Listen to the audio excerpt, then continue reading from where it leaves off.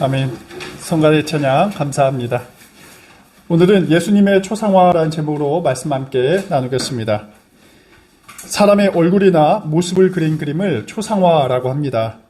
일반적으로는 누군가의 용모를 사실적으로 재현해서 후대 사람들이 그를 기억하도록 하는 의도를 담고 있습니다. 종교화에서도 초상화를 제법 많이 그리곤 했습니다. 특히 성인을 중심으로 초상화를 그렸습니다. 사도 바울에서부터 고대 교부는 물론 가톨릭에서는 교황과 성인을 초상화의 소재로 삼았습니다. 그러다가 기독교인들은 신앙의 대상인 하나님을 그리기 시작했습니다. 물론 하나님은 영적 존재로 우리 감각기관으로는 헤아릴 수 없는 존재입니다. 디모데전서 6장 16절에는 바울은 이렇게 기록하고 있습니다. 하나님은 사람이 가까이 할 수 없는 빛 속에 계시고 사람으로서는 본 일도 없고 또 볼 수도 없는 분이시다.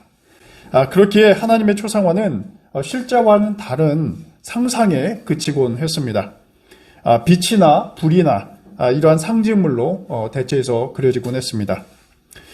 물론 성경을 읽다 보면 하나님을 본 사람도 없지는 않습니다. 가령 야곱이 하나님과 결혼 후에 이렇게 말합니다. 내가 하나님의 얼굴을 직접 뵙고도 목숨이 이렇게 붙어 있구나. 창세기 32장 30절 말씀입니다. 야곱은 하나님 얼굴을 직접 봤다 이렇게 말하고 있습니다. 하지만 하나님을 보았다는 것은 우리 신체 기관인 눈으로 하나님의 형상을 본 것이 아니라 하나님 체험에 대한 어떤 상징적이고 비유적인 표현일 것입니다. 그런데 여기서 한 가지 중요한 사실이 있습니다. 야곱이 하나님의 얼굴을 보고도 목숨이 그대로 붙어 있구나 라고 말한 것으로 보아서 이 고대 이스라엘인들에게 하나님과 같이 신적인 존재를 본다는 것은 곧 죽음을 의미했다라는 것을 알게 됩니다.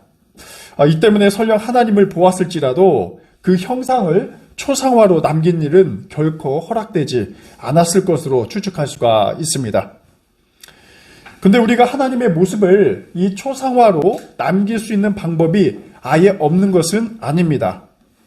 그것은 바로 예수님의 얼굴을 묘사하는 것입니다.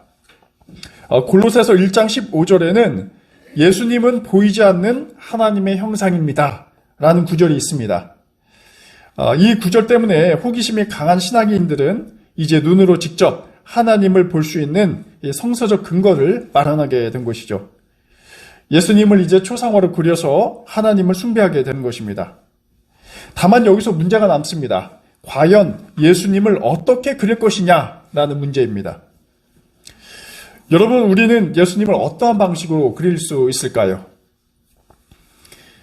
기독교 사상에는 기독교 월간지가 있습니다. 이번 3월호에 이화여대의 정용석 교수님이 아주 재미있는 글을 기고했습니다. 예수는 어떻게 생겼을까라는 제목의 글입니다. 이 글은 교회 역사 속에 등장한 예수님의 초상을 소개하면서 과연 예수를 닮고 본받는다는 것이 과연 무엇을 의미하는가 이렇게 아주 흥미롭게 질문에 대해서 답을 찾아가고 있습니다. 그래서 오늘은 이 시간 이 글 일부를 여러분과 나누려고 합니다. 우리가 예수님의 용모를 상상하면서 우리가 갈망하는 예수님의 모습은 과연 어떠셨는지, 또 우리가 그리는 예수님의 모습이 우리 신앙과 어떠한 관련성을 맺고 있는가 한번 살펴보도록 하겠습니다. 신약성서, 특히 이제 여러분 보시면 복음서에는 예수님의 용모에 대해서 묘사하는 그런 흔적이 거의 없습니다. 키는 얼마인지, 두상은 어떻게 생기셨는지, 피부색은 어떤지, 또 신체적 특징은 무엇인지 이 복음서의 기자들이 적지 않았습니다. 굉장히 아쉬운 대목이기도 합니다. 제자나 사도들에 대해서는 간략하게나마 용모에 대해서 묘사하는 흔적들이 있지만 예수님은 그렇지 않았습니다. 추론하기로는 분명 복음서를 쓸 당시에 이미 예수님께서는 승천하시고 지상에 없었을 때니 이제 예수님은 역사적 예수가 아니라 신앙의 대상으로서 예수였기 때문에 구약에서처럼 신을 묘사하는 것이 그렇게 쉽지 않았으리라 생각이 듭니다. 근데 사복음서가 아니라 정경 외의 문헌인 이 도마복음에는 예수님의 모습에 대해서 설명하는 구절이 등장합니다.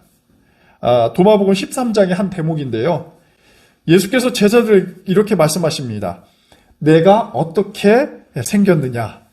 직접적으로 아주 제자들에게 이 질문을 던집니다.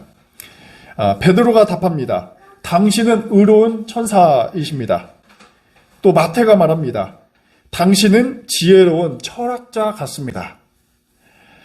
예수님 용모에 대한 구체적인 묘사는 아니지만 예수님의 자태에서 나오는 이미지를 의로운 천사다, 또 지혜로운 철학자다, 이렇게 묘사하고 있는 것이죠. 이를 볼 때 범상치 않은 분이시다라는 것을 우리가 예수님의 용모를 추측해 볼 수가 있습니다. 이렇게 이상화된 예수님 이미지는 현대에 들어와서 절정에 이르게 됩니다. 미국의 화가 워너 살만이라는 사람이 그린 그리스도의 머리라는 유명한 그림이 아주 대표적입니다. 제가 프린트를 해왔습니다. 여러분, 이 그림이 바로 예수님의 머리, 예수 그리스도의 머리라는 그 작품입니다. 아마 여러분 많이 보셨을 작품이라고 생각이 듭니다.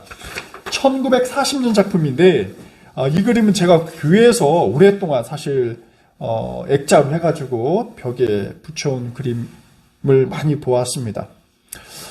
보시는 것처럼 연한 갈색의 물결 모양의 어떤 긴 머리, 풍부한 머리숱, 부드러운 수염, 오똑한 코, 온화한 빛, 그리고 전형적인 이 파란 눈을 지닌 서양 사람의 모습으로 예수님이 그려져 있게 됩니다. 삶에 지친 우리가 언제라도 다가가면 용서해주고 안아줄 것만 같은 그러한 따스함도 느끼게 됩니다. 이러한 유사한 예수님 이미지가 사실 그림뿐만 아니라 영화에도 굉장히 잘 반영되어 있습니다. 1979년 예수란 영화에서는 영국 배우인 브라이언 디콘이 예수님의 역을 담당하고요. 2004년 굉장한 흥행을 모았던 패션 오브 크라이스트, 우리나라에서는 누적 관객수만 250만을 넘겼습니다. 여기에서 이제 제임스 카비젤이라는 미국 배우가 예수님 역할을 담당합니다. 또 2014년 개봉한 선 오브 갓이라는 영화에서는 포르투갈 출신의 배우 디오그 모르가두라는 사람이 예수님의 역을 맡게 됩니다. 이 배우들의 이제 공통점을 추려다 보면 굉장히 서구적으로 잘생긴 그리고 건장한 이러한 예수님의 모습을 잘 반영하고 있다라는 점을 우리가 볼 수 있게 됩니다. 근데 이렇게 서구적 이미지에 예수님의 성화의 기원, 초상의 기원은 언제일까 생각을 해봅니다. 학자들은 아마도 중세에 이런 이미지가 본격화되었다 추정합니다. 그 발단은 15세기 이탈리아에 유포되었던 렌툴루스의 서신에 나오는 예수님 묘사에서 출발합니다. 이 서신에서는 예수님을 이렇게 상세하게 묘사하고 있습니다. 한번 제가 말씀을 드릴 텐데 여러분께서 마음속으로 한번 그려보시기 바랍니다. 예수님은 단아하고 고결한 용모로 그를 보는 사람에게 사랑과 경외감을 느끼게 한다. 머리카락은 덜 익은 헤이즐넛의 부드러운 색깔이며 거의 귀까지 내려왔으나 귀부터는 좀 더 어둡고 윤기 있는 곱슬곱슬한 머리카락이 어깨까지 흘러내려와 덮고 있다. 이마는 부드럽고 반듯하며 얼굴에는 주름이나 반점이 없고 약간의 홍조를 띄어서 아름답다. 코와 입은 어떤 흠도 찾아볼 수 없다. 근엄하게 말하면서도 직설적이지 않고 온유하며 다른 사람들보다 사리가 분명하다. 제가 아까 전에 보여드린 이 그리스도의 머리란 작품을 그대로 사실 몇 세기 전에 재현하지 않았나 생각이 듭니다. 예수님의 초상화는 이제 사실을 재현하는 것이 아니라 신앙의 눈으로 신격화된 이 완벽한 성인으로 그려지게 됩니다.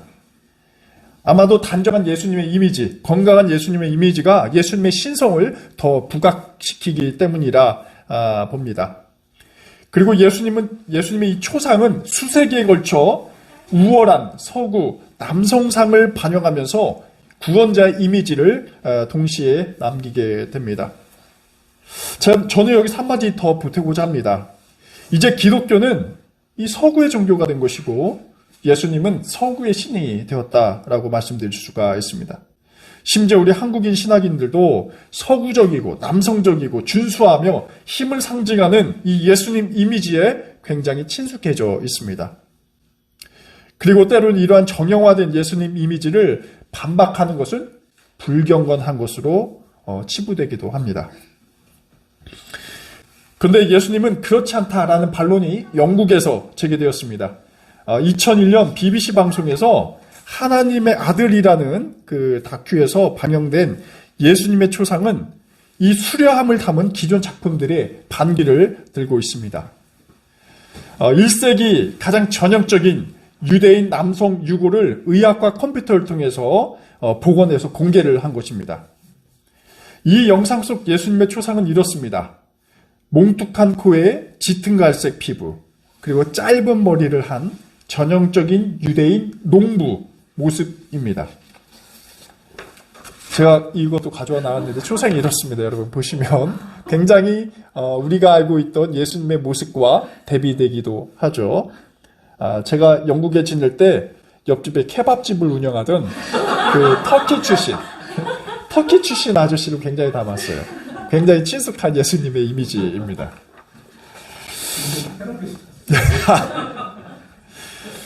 이 초상은 제가 앞서 말씀드린 상상 속 예수의 초상보다 훨씬 더 현실적입니다. 여러분 아시는 것처럼 예수님은 목수셨습니다. 손에는 굳은 살이 분명히 박혀 있을 것이고 굉장히 거친 손이었을 것입니다. 온종일 나무를 다듬는 예수님의 이 머리결은 이렇게 해시력과 같이 윤기나진 않았을 것이 분명합니다. 뜨거운 중동의 햇볕으로 인해서 땀으로 흥건한 예수님의 모습, 이것이 일상적이었을 것입니다. 여기에 덥수룩한 수염에 발에는 온갖 먼지로 더러워졌을 것입니다. 또 옷은 연장으로 인해서 찢겨지거나 굉장히 더럽혀졌을 것이 분명합니다. 오늘 제가 이렇게 장황하게 예수님의 초상에 대해서 말씀드린 이유가 있습니다. 지난 2000년에 걸쳐서 내려온 인간이 만든, 그리고 인간의 상상에 의해서 때론 욕망에 의해서 덧칠해진 그 예수님의 이미지를 좀 걷어내기 위해서입니다. 여러분 앞서서 서구적 이미지의 예수님 초상은 무엇을 말하고 있습니까? 그것은 분명 만들어진 예수님일 것입니다. 예수님은 이럴 것이라는 우리의 상상과 기대가 담겨 있을 것입니다. 이는 사실 1세기 유대 그리스도인들이나 제자 공동체도 동일하게 예수님이나 메시아를 표상해 왔습니다. 이들은 예수님을 어떤 정치적 메시아로 보기를 원했을지 모르겠습니다. 민족을 상실한 유대인들에게 국가 회복이라는 것은 아주 중대한 국민의 관심이었기 때문에 그렇습니다. 예수님의 기적과 그 거침없는 발언은 로마와 주변의 제국의 힘들에 대항하는 아주 강력한 힘이었을 것입니다. 하지만 이런 것들은 모두 예수님의 의도와 사실 거리가 멀었습니다. 마치 슈퍼맨과 같은 그러한 예수님은 없었을 것이다 라는 것입니다. 오히려 그 반대였습니다. 나사렛이라는 그 동네의 삶의 환경 속에서 목수의 아들로 태어나 굉장히 힘들게 그 민중들과 함께 호흡한 존재가 바로 예수님이었습니다. 어쩌면 그에게 당시 사람들의 관념 속에 떠오르는 그런 철행과 같은 이미지는 아니었을 것입니다. 오히려 예수님은 너무나도 인간적이었습니다. 때로는 슬퍼하셨고 좌절하셨고 또 비통해 하셨습니다. 또 분노도 하셨습니다. 또 눈물도 흘리셨을 것입니다. 그리고 그는 꽤나 고독했습니다. 오늘 아침 우리는 이사야 53장 1절 이하를 묵상했습니다. 이사야 예언자가 내다본 그 예수 그리스도에 대한 모습을 굉장히 잘 묘사하고 있습니다. 이사야가 그린 예수님 초상은 여러분 무엇이었습니까? 그것은 바로 고난의 종으로서의 예수님 모습입니다. 이사야 53장은 이스라엘 민족이 이 바벨론이라는 제국에 의해서 이 포로로 끌려간 상황을 배경으로 하고 있습니다. 당연히 이스라엘 민족에 있어서 꿈은 해방과 구원이었습니다.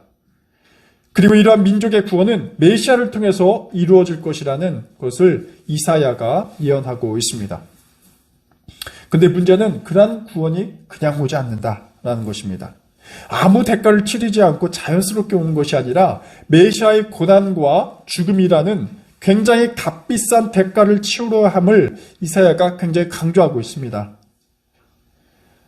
오늘 말씀은 이 구원을 기대하는 이스라엘의 희망과 함께 또 그러한 희망을 이루기 위한 메시아, 즉 예수 그리스도의 희생을 아주 단단하게 연결시키고 있습니다. 그리고 이사야는 그러한 고난의 종이 되시는 예수님의 초상을 다음과 같이 묘사하고 있습니다. 오늘 말씀 2절입니다. 예수님은 마치 연한 순과 같이 마른 땅에서 나온 싹과 같이 자라서 그에게는 고운 모양도 없고 훌륭한 풍채도 없으니 우리가 보기에 흠모할 만한 아름다운 모습이 없다. 바로 이사야가 바로 예수님을 이렇게 묘사합니다. 근데 이 구절이 상당히 문제적입니다. 특히 이사야의 메시지를 듣는 이스라엘 사람들의 처지를 생각하면 더욱더 그렇습니다. 이스라엘 백성들은 늘 주변의 강대국으로부터 권리를 빼앗기고 또 침략당하는 그러한 처지에 놓여 있었습니다. 그렇게 이들은 이 난국을 극복할 위대한 왕을 늘 갈망해 왔습니다. 여러분, 그 왕은 어떤 왕이었습니까? 능력의 왕이었습니다. 무능해서는 결코 안 되었습니다. 힘과 지혜와 권력으로 이스라엘 내부를 아주 강화하는 것입니다. 정치, 경제, 사회, 문화 모든 역량을 최대한도로 끌어올려서 이 침략하는 제국에 맞서 이기는 그러한 철인과 같은 강인한 왕이 등장하길 소원해 왔습니다. 하지만 여러분, 이사야가 언급한 그 메시아는 어떻습니까? 이스라엘 구원자의 모습으로서는 너무나 연약합니다. 사실 백성들은 연한 순이 아니라 늠름한 어떤 상수리 나무나 연중 푸르름을 자랑하는 백향목을 갈망했을 것입니다. 하지만 이사야는 이스라엘 구원자는 약한 순이 마른 땅에서 겨우 나와 자라는 그런 줄기처럼 약한 모습으로 오신다 예언합니다. 게다가 메시아에게는 고운 모양도 없고 훌륭한 풍채도 없고 흠모할 만한 아름다움도 없다 이렇게 말합니다. 앞서 서구의 건장한 체력을 지닌 예수님 초상을 말씀드렸는데 이러한 이미지가 이러한 메시아가 아니라는 것이죠. 오히려 메시아는 볼품이 없습니다. 대부분의 이스라엘 사람들은 이 당당히 왕의 아들로 태어나서 필적할 수 없는 그런 마력과 카리스마를 지닌 존재를 기대했을 것입니다. 또 찬란했던 다윗 왕국을 뛰어넘어서 막강한 왕국을 건설하는 것을 당연하게 기대했을 것입니다. 하지만 이러한 희망은 완전히 어긋나 버렸습니다. 3절에는 메시아 예수께서 이 볼품도 없을 뿐더러 사람들에게 멸시받고 또 버림받고 고통을 겪는다 예언합니다. 여러분, 실제로 예수님은 어떠셨습니까? 예수님은 왕궁이 아니라 시골 베들레헴 구유에서 태어나셨습니다. 또 헤롯의 정치적 박해로 애굽으로 피신하는 그러한 난민의 삶을 살으셨습니다. 또 다시 귀국해서는 동족인 유대인들로부터 천시와 멸시를 받았습니다. 청년의 시기 예수께서는 말씀과 기적으로 사람들의 이목을 끌기는 했으나 결국 유대 지도자들은 예수를 고발했습니다. 그리고 그는 죄수가 되었습니다. 심지어 제자들에게도 심한 욕과 저주를 들으면서 십자가에서 어떤 변명도 없이 죽음을 맞이하셨습니다. 그에게는 여느 유대인들이 기대한 것처럼 고운 용모도 없었고 아름다운 풍채도 전혀 없었습니다. 예수님의 초상은 본질적으로 바로 이러한 것들이었습니다. 철저하게 외면당하고 배척당하는 그러한 모습이었습니다. 이러한 모습은 고대 유대인들이 상상할 수 없는 메시아의 모습이었습니다. 비단 그때뿐만은 아닐 것입니다. 기독교가 로마 제국의 종교가 되고 또 서구의 종교가 되며 또 지배자의 종교가 될 때마다 이런 예수님의 초라한 초상은 점차 역사의 저편으로 사라져 버렸습니다. 그리고 그 자리에 힘이 있고 건강미를 뽐내는 그러한 강인한 예수 초상이 대체되었습니다. 심지어 그 초라한 예수상을 들먹거리는 일을 불경한 것으로 치부하기도 했습니다. 우리의 예수는 왕이고 전능하고 기적과 예언을 통해서 세상을 통치하는 분으로 추앙하기 시작했던 것입니다. 그래서 우리는 예수님의 머리에 깊이 박힌 십자가의 그 면류관을 금과 보석과 영광의 왕관으로 대체하고 있습니다. 예수님의 손에 박힌 그 목자국을 지우고 그 손에 화려한 액세서리를 또 지어줍니다. 예수님의 그 거친 발에 귀족의 신발을 신겨줍니다. 하지만 이 모든 것은 우리의 상상과 기대의 투사일 뿐 더 이상 그것은 예수님이 아니게 됩니다. 수많은 사람들이 초라한 예수보다는 우리가 상상으로 만든 예수에 더욱더 열광하게 됩니다. 또 그가 진정한 메시아라고 합니다. 고대 이스라엘의 백성도 그랬고 호산나를 외치는 신약시대 유대 군중들도 그랬습니다. 심지어 오늘 현대 그리스도인들도 그러한 예수를 찾고 있습니다. 하지만 안타깝게 그러한 예수는 존재하지 않습니다. 오늘 이사야 예언자가 말한 것처럼 그 예수는 사람들에게 멸시를 받고 버림을 받고 또 고통을 겪으실 것입니다. 이게 사실상 다입니다. 우리는 우리의 결핍과 때론 욕망으로 예수라는 또 다른 새롭게 만든 우상을 묘사하고 그리길 사실 중단해야 합니다. 우리 각자가 마음속에 염원하는 예수님의 이미지가 있겠습니다. 또 예수님의 초상이 있을 것입니다. 하지만 그 모습은 우리가 예수님을 충실히 본받을 때 그리고 그때야 나오는 인내와 노력의 결과물일 것입니다. 예수님의 초상을 보며 우리가 닮기를 원하고 또 본받고자 하는 것은 힘있는 예수님의 모습이 아니라 사실 볼품없는 예수님의 모습이었고 바로 이 예수님은 우리의 무매함과 죄를 사하기 위해서 대신 십자가를 지시는 그러한 모습이었습니다. 오늘 우리가 사순절 5째 주일을 보내고 있습니다. 그리고 다음 주는 종려주일을 맞습니다. 종려주일 대다수의 유대 군중들은 예수님을 향해 호산나를 외치면서 힘있는 군주가 오길 기대했습니다. 마치 찬란했던 다윗과 솔로몬의 시대를 떠올리면서 정치와 민족과 또 통일왕국을 구현할 분으로 예수님을 지켜 세웠습니다. 하지만 예수님은 그렇지 못했습니다. 또 그렇지 않으셨습니다. 오히려 묵묵히 십자가를 지셨습니다. 이러한 예수님의 길은 우리가 구상한 예수님의 초상을 사실 깨어버립니다. 그리고 원점에서 다시 예수님의 길이 무엇인지 곰곰이 성찰하게 합니다. 우리에게 버림받은 예수, 우리에게 배신당한 예수, 또 우리에게 멸시당한 예수, 바로 이 예수님이 영광의 길을 내려놓고 그 반대편으로 자신의 좁은 길을 향해 걸어가실 뿐이었습니다. 그리고 바로 이 길이 예수님을 본받길 원하는 우리의 새로운 길일 것입니다. 사순절을 보내고 있습니다. 우리는 과연 예수님을 어떻게 묘사하고 어떻게 그릴 것인지 다시금 성찰해 봅니다. 그리고 주님의 고난을 기억하는 이 시기, 예수님의 발자취를 묵상하며 나의 삶의 자리는 어떤지, 또 나는 주님의 길을 제대로 걸어가고 있는지 함께 성찰하는 시간 되길 기원합니다. 기도하겠습니다. 하나님, 사순절을 기념하며 주님의 오심과 삶을 묵상합니다. 저희는 인간적 결핍과 부족함을 당신께 투사하며 저희가 만든 신을 모실 때가 많이 있습니다. 그분이 메시아다, 또 그분이 그리스도다 확신하며 살아갑니다. 힘과 권력으로 우리를 보호하시고 기적으로 저희를 돌봐주시는 그러한 분을 메시아로 찬양합니다. 하지만 성경에서 증언하는 예수님은 그 반대였습니다.